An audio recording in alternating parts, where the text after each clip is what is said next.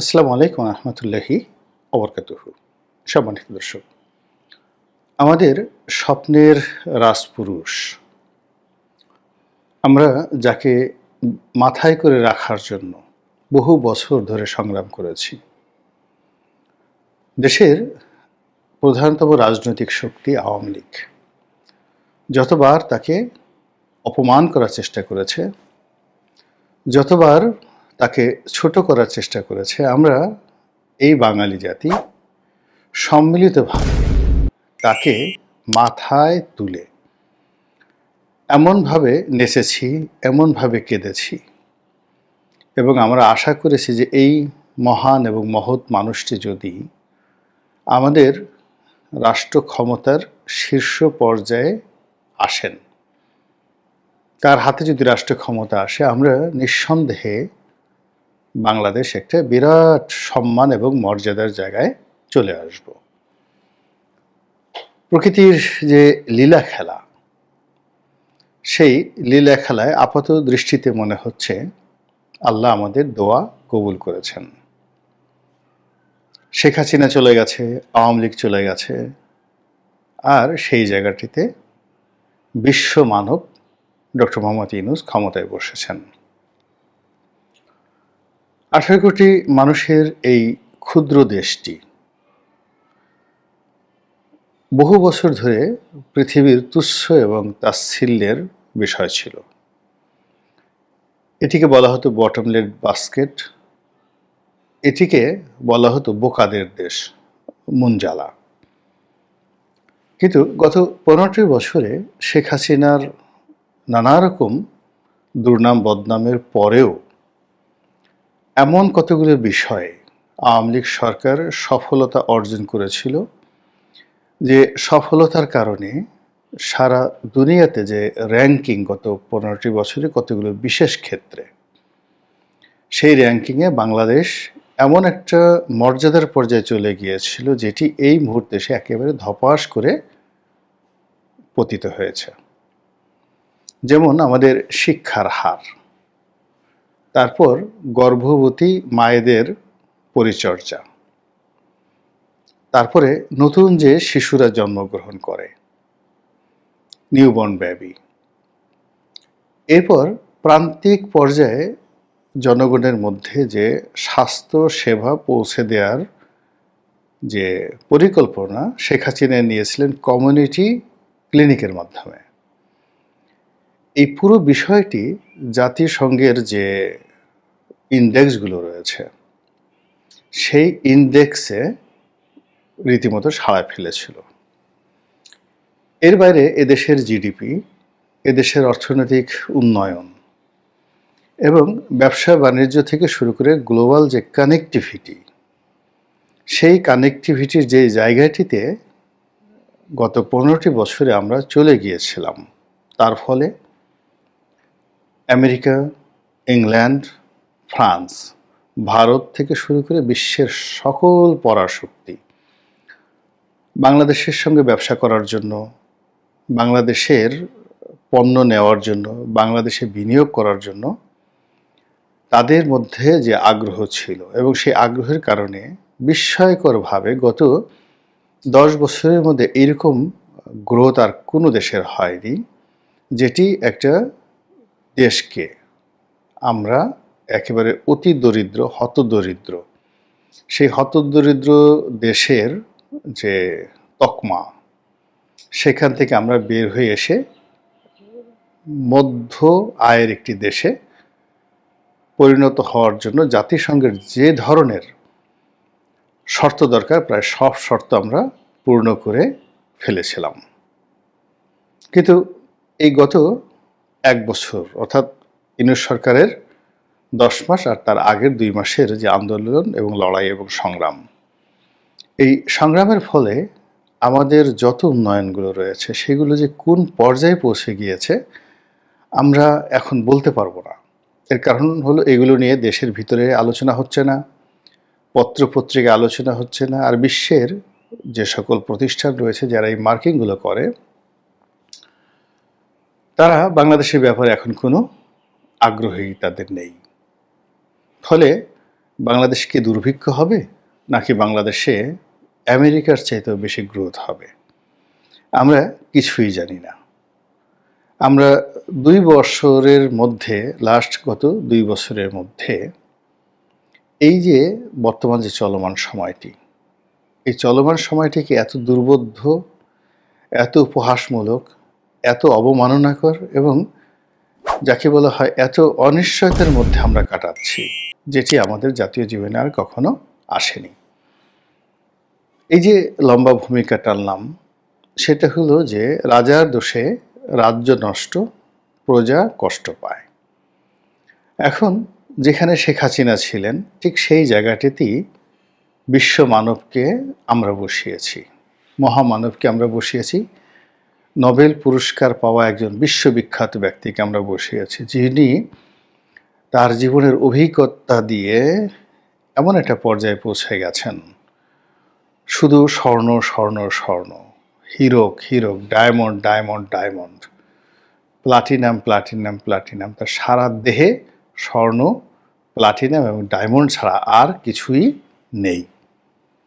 তো এই মানুষটি গত 10 মাসে আমাদেরকে 10টি বৈদেশিক সফর উপহার দিয়েছেন।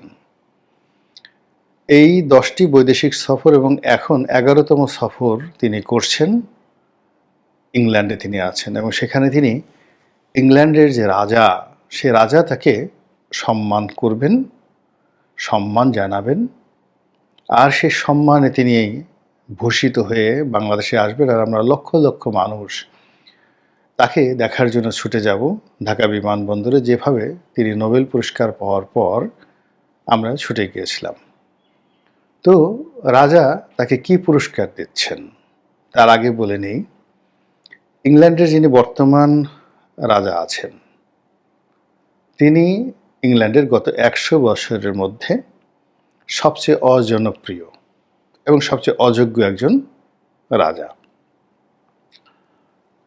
এবং তার স্ত্রী বিশ্ব নন্দিতা ডায়না, প্রিন্সেস ডায়না, তার সঙ্গে তার দাম্পত্য কলহ, ডায়নার মর্মান্তিক মৃত্যু এবং ক্যামেলিয়া পার্কারের সাথে তার সম্পর্ক এবং বিবাহ, এই বিষয় নিয়ে ব্রিটিশ জাতি এতটা বিক্ষুব্ধ ছিল যে বেশিরভাগ জনমত বলেছিল যে এই লোককে রাজসিংহাসনে বসানোটা ঠিক হবে না, তার চেয়ে বরং তার যে ছেলে, তাকে প্রিন্স উইলিয়ামকে ক্ষমতায় বসানো হোক, এটা অনেক ভালো।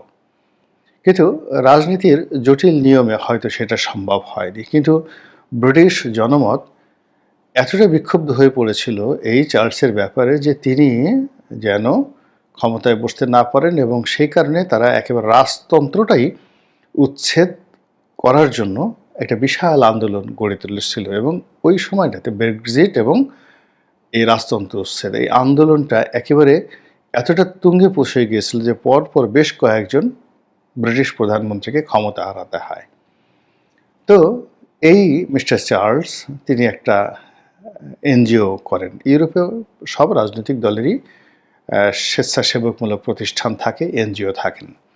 তো তারও এরকম একটা এনজিও আছে এবং সেই এনজিওর পক্ষ থেকে পুরস্কার দেওয়া হচ্ছে বিভিন্ন জায়গার, এবং সেই পুরস্কারের মধ্যে এখন যাদেরকে এই বছর দেওয়া হচ্ছে, একমাত্র এশিয়া ইউরোপে এই ডক্টর মোহাম্মদ ইউনূসের নামটাই মানুষজন চেনে বা জানে। এর বাইরে অন্য যারা আছে সবই অখ্যাত। এবং ব্রিটিশ এই ধরনের একটা পুরস্কার বা রাজার একটা এনজিওর একটা পুরস্কার, যেমন ধরুন আমাদের শেখ হাসিনা, আমাদের বেগম খালেদা জিয়া কিংবা আমাদের এরশাদ, তাদের একটা অনেক সময় পারিবারিক এনজিও থাকে। তো সেরকম একটা এনজিও একটা পুরস্কার দিচ্ছে। সেই পুরস্কারটা নেওয়ার জন্য তিনি এই গরিব মানুষের, বাংলাদেশের অর্থ খরচ করে ব্রিটেনের সবচেয়ে অভিজাত হোটেলে তার বিরাট লাট বহর নিয়ে তিনি সেখানে অবস্থান করছেন আর বলছেন যে এটা তার রাজকীয় সফর, মানে রাষ্ট্রীয় সফর। কিন্তু আমরা দেখলাম যে এয়ারপোর্টে, মানে হিথ্রো বিমানবন্দরে তিনি যে নামলেন, তার ব্যাগ টানার জন্য তার প্রেস সেক্রেটারি ছাড়া আর কেউ ছিলেন না, নম্বর 1। এমনকি তার একটা ছবি তোলার জন্য একটা ক্যামেরাম্যান সেখানে ছিলেন না। মিস্টার শফিক তিনি তার নিজ ক্যামেরা দিয়ে যে ছবি তুলেছেন ইউনূস সাহেবের, তো সেই ছবি আমরা দেখেছি। এবং সেখানে বাংলাদেশের যে রাষ্ট্রদূত যিনি ইংল্যান্ডে আছেন, সেই ভদ্রমহিলার সঙ্গে তিনি করমর্দন করছেন, হ্যান্ডশেক করছেন, এবং সেই হ্যান্ডশেক করার সময় তাকে খুবই বিভ্রান্ত, খুবই উদাসীন, খুবই ক্লান্ত, খুবই বিধ্বস্ত, খুবই অপমানিত বলে আমাদের কাছে মনে হয়েছে। যাই হোক, তিনি এখন সেই হোটেলে আছেন, কিন্তু হোটেলের বাইরে তিনি বেরোতে পারছেন না বা পারেননি। এর কারণ হলো যে তিনি যে 4 দিনের সফরে গিয়েছেন, এই সময়টিতে আওয়ামী লীগ সেখানে ব্যাপক বিদ্রোহ করছে, বিক্ষোভ জানাচ্ছে, এবং এত বড় বিক্ষোভ নিকট অতীতে ইংল্যান্ডে বাঙালিরা করেনি, যেটা ডক্টর মোহাম্মদ ইউনূসের জন্য করা হচ্ছে। এবং যে খবর আসছে সেটা হলো যে তাকে হোটেলের পিছনের দরজা দিয়ে ঢোকানো হয়েছে, এবং তিনি এই বিক্ষোভের কারণে হোটেল থেকে বেরোতে পারছেন না। যত মেহমানরা আসছেন হোটেলের ভিতরে এসে তার সাথে দেখা সাক্ষাৎ করছেন। তার সঙ্গে ব্রিটিশ প্রধানমন্ত্রীর একটা বৈঠক হওয়ার কথা ছিল। আজকে আমি যখন এই ভিডিওটি করছি 11 তারিখে, আজকের তরতাজা খবর হলো এখনও পর্যন্ত ব্রিটিশ প্রধানমন্ত্রীর সঙ্গে তার বৈঠকের কোনো শিডিউল পাওয়া যায়নি, এবং তার যে প্রেস সচিব তিনি আজকের দিন পর্যন্ত যেটি জানিয়েছেন সেটি হলো ব্রিটিশ প্রধানমন্ত্রীর সঙ্গে তার বৈঠক অনিশ্চিত। তো এখানে রাষ্ট্রীয় সফরটা কিভাবে হলো? এর মধ্যে আমরা দেখলাম যে বাংলাদেশি বংশোদ্ভূত যাদের সঙ্গে মানে তারা মূলত বর্তমান ক্ষমতাসীন দল নয়, লেবার পার্টি নয়, বিরোধী দলের সংসদ সদস্য, তারা 4-5 জন এসে ডক্টর মোহাম্মদ ইউনূসের সঙ্গে দেখা করেছেন। এর মধ্যে 2 জন বাঙালি বংশোদ্ভূত রমণী, যারা ওখানে ব্রিটিশ সংসদে এমপি হিসেবে নির্বাচিত হয়েছেন, তার মধ্যে রূপা হকও আছেন, তিনি দেখা করেছেন। বলা হচ্ছে যে বিশাল এক গ্রুপ সংসদ সদস্য সেখানে দেখা করেছেন। তারপর 2-3টি বহুজাতিক কোম্পানির তৃতীয় সারির কর্মকর্তা দেখা করেছেন, যেমন এয়ারবাস, ফ্রান্সের যে এয়ারবাস, আপনারা জানেন যে ফ্রান্সের এয়ারবাস বাংলাদেশে বিক্রি করার জন্য শেখ হাসিনার আমল থেকে দেন দরবার হচ্ছিল। তো সেই এয়ারবাস কোম্পানির একজন ভাইস প্রেসিডেন্ট, প্রধান ব্যক্তি নয়, ভাইস প্রেসিডেন্ট, তিনি ডক্টর মোহাম্মদ ইউনূসের সঙ্গে দেখা করতে এসেছেন। যদি শেখ হাসিনার জমানায় হতো তাহলে এই ভাইস প্রেসিডেন্ট বাংলাদেশ বিমানের ম্যানেজিং ডিরেক্টরের সঙ্গে দেখা করতে পারতেন না। সেখানে সিভিল এভিয়েশনের চেয়ারম্যান কিংবা বিমানমন্ত্রী বা শেখ হাসিনার দপ্তরে গিয়ে তার কোনো সচিবের সাথে এই যে এয়ারবাস কোম্পানির ভাইস প্রেসিডেন্ট তিনি দেখা করবেন, এটা কল্পনাই করা যেত না। আর শেখ হাসিনা যদি ইংল্যান্ডে যেতেন তার সঙ্গে তো প্রশ্নই আসে না। কিন্তু আমরা যে জিনিসটা দেখলাম যে সেই ভদ্রলোক অফিসে গেছেন, ডক্টর মোহাম্মদ ইউনূস কাছুমাছু করে বসে আছেন, পাজামা পরে, মানে প্যান্টের উপরে পাঞ্জাবি, পাঞ্জাবির উপর কোটি, তো সেটি নিয়ে তিনি বসে আছেন। আর তার সামনে ওই যে ভাইস প্রেসিডেন্ট, তিনি একেবারে পায়ের উপর পা তুলে অ্যাজ ইট ইজ, মানে এটা না দেখলে আপনার ছবিটার বডি কন্ট্যাক্ট দেখলে বুঝতে পারবেন যে এয়ারবাস কোম্পানির ভাইস প্রেসিডেন্ট ডক্টর ইউনূসের সামনে যে বডি ল্যাঙ্গুয়েজ প্রদর্শন করেছেন ওটা আমাদের বাঙালি জাতির সকলের উপর রীতিমতো চপেটাঘাত। তার তো ওখানে আপনাদের মনে আছে যে শেখ হাসিনার জমানাতে একবার জন কেরি, মার্কিন পররাষ্ট্রমন্ত্রী, তিনি বাংলাদেশে এসেছিলেন। তো তিনি পুরোটা সময় কুঁজো হয়ে শেখ হাসিনার পিছনে পিছনে হেঁটেছেন বাংলাদেশে, এবং এক হাত আর এক হাতের সঙ্গে জোড় করে, এবং হাঁটতে গিয়ে তিনি কখনোই সমান্তরালভাবে তার সঙ্গে তিনি হাঁটেননি। এটা হলো রাষ্ট্রনায়কোচিত ব্যবহার। বেগম খালেদা জিয়ার দিকে তাকান, তিনি যখন ভারতে গিয়েছিলেন, প্রধানমন্ত্রী মনমোহন সিং এবং রাষ্ট্রপতি, কিভাবে মনমোহন সিং, তিনি তখন বিরোধী দলীয় নেত্রী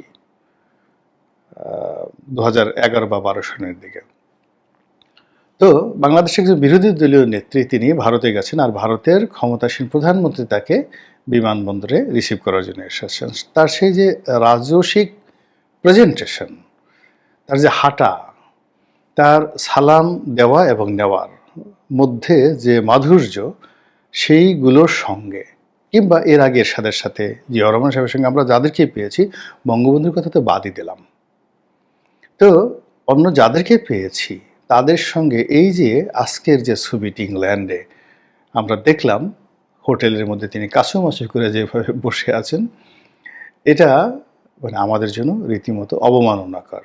উনি এখন এমন একটা পর্যায়ে চলে গেছেন, মহামানব হয়ে গেছেন। তার সম্মান, মর্যাদা, আত্মসম্মান, বোধ, বুদ্ধি এগুলোর ঊর্ধ্বে তিনি উঠে গেছেন। তিনি বিশ্বমানব। পৃথিবীর কোনো কিছুই এখন আর তাকে স্পর্শ করে না।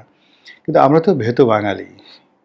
আমাদের ভাতে একটু পানি কম হলে, ভাত একটু পচে গেলে আমাদের খুব কষ্ট লাগে, ভীষণ রকম কষ্ট লাগে। আমরা কড়কড়ে ভাত খেতে চাই। ভাত একটু কাঁচামরিচ, একটু পেঁয়াজ হলে আমাদের বাঙালির হয়ে যায়। কিন্তু সেই জায়গাটা তো একটা মর্যাদা থাকতে হবে। আমরা তো পচা ভাত খেতে পারবো না, পচা ডাল খেতে পারবো না। এখন উনি এই যে ইংল্যান্ডে গেলেন, আমি ভেবে পাই না উনি কেন গেলেন, কি দরকার ছিল। তিনি যদি এই সময়টাতে বাংলাদেশে বসে বসে একটু নামাজ কালাম করতেন, তসবিহ তাহলিল করতেন, জিকির করতেন, তার যদি জিকিরে ভাব আনার জন্য ওই যে কয়েকজন মানে ডিজে হুজুর আছেন, মুর্শিদ আমার গলার মালা, খুব সুন্দর সুন্দর এখন জিকির আছে না, যেগুলো শুনলে এমনি নাচতে ইচ্ছা করে। তো এরকম তিনি কাওয়ালির আসর বসাতে পারতেন যমুনাতে, জিকিরের আসর বসাতে পারতেন।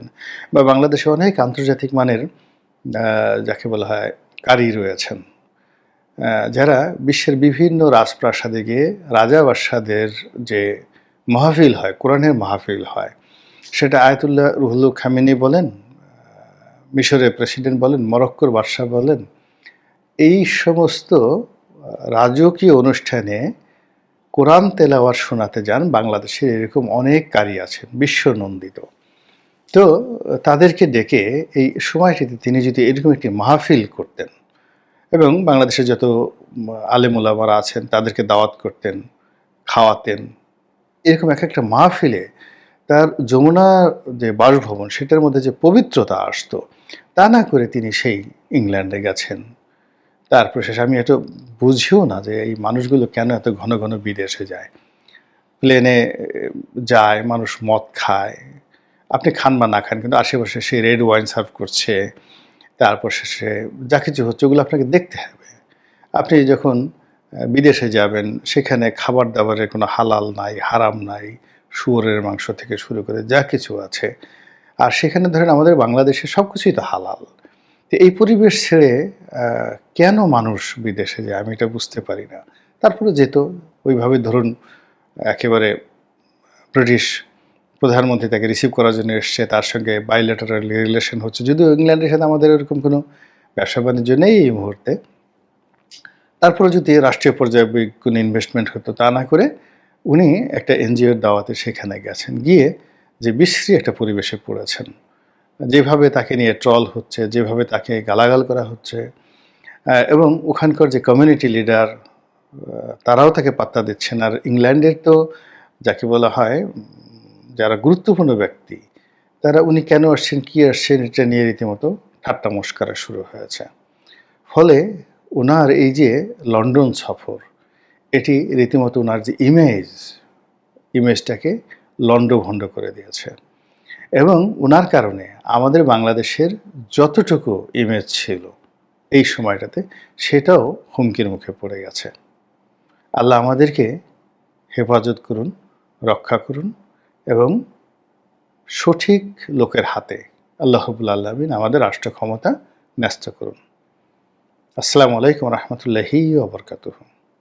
প্রিয় দর্শক, এতক্ষণ আমরা ওনার কথাগুলো শুনলাম। উনি বেশ কিছু বিষয় নিয়ে কথা বলেছেন, বিশেষ করে ডক্টর মোহাম্মদ ইউনূস লন্ডনে আছেন, সেখানে উনি রাষ্ট্রীয় সফরে গিয়েছেন এবং সেখানে যে বিষয়গুলো ঘটতে যাচ্ছে বা ঘটতেছে এই বিষয়গুলো নিয়ে উনি একটি ডিটেলস ধারণা দিচ্ছেন জনগণকে, যেন বিষয়গুলো সবার নজরে আসে। এবং এই বিষয়গুলোর ক্ষেত্রে উনি যে বিষয়গুলো আগে থেকে প্ল্যান করে গিয়েছেন বা যেগুলো ওনার পরিকল্পনায় ছিল, সেগুলো কিন্তু অনেক ক্ষেত্রে ঘটছে না এবং সেক্ষেত্রে ইন্টার গভর্নমেন্টের দক্ষতার একটি বিষয়ে কিন্তু প্রতিফলিত হয়েছে, যারা অদক্ষতার একটি প্রতিফলন হিসেবে দেখতে পাচ্ছি। তো এই ক্ষেত্রে রাষ্ট্রীয় সফর বা বিভিন্ন সময়, যখন জুলাই আগস্টের পরবর্তী সময়ে আমরা অনেক সময় দেখেছি আসিফ নজরুল সাহেব উনি কিন্তু তার বিভিন্ন মিটিংয়ে কিন্তু নর্মাল পানি দিয়েই কিন্তু আপনার মিটিংটা শেষ করেছে, খরচের মাত্রাটা কমানোর জন্য। সেই ক্ষেত্রে